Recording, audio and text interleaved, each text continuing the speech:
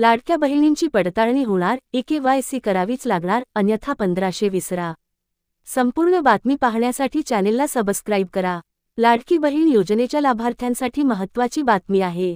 लाडकी बहीण योजनेतून 26,34,000 बोगस महिलांनी लाभ घेतला आहे।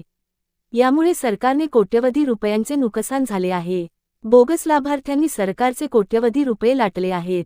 यामुळे सरकारने मोठा निर्णय घेतला आहे। लाडक्या बहिणींना KYC अनिवार्य।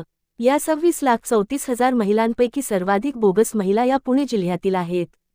त्यामुळे खळबळ उडाली आहे। दरम्यान आता फसवणुकीला आळा घालण्यासाठी सरकारने मोठा निर्णय घेतला आहे। सरकारने पात्र लाभार्थ्यांचे KYC करणे मोठा निर्णय घेतला आहे।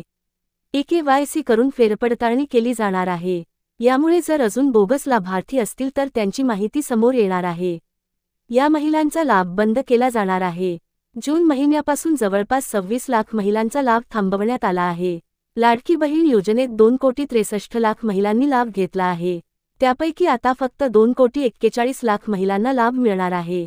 योजनेतील गैरप्रकार थांबावा आणि फक्त पात्र महिलांनाच या योजनेचा लाभ मिळावा, यासाठी सरकारने महत्त्वाचा निर्णय घेतला आहे।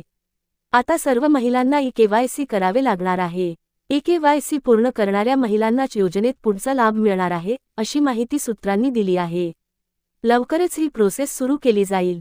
अशाच नवनवीन माहितीकरिता चॅनेलला सबस्क्राईब करून बेल आयकॉन दाबा। धन्यवाद।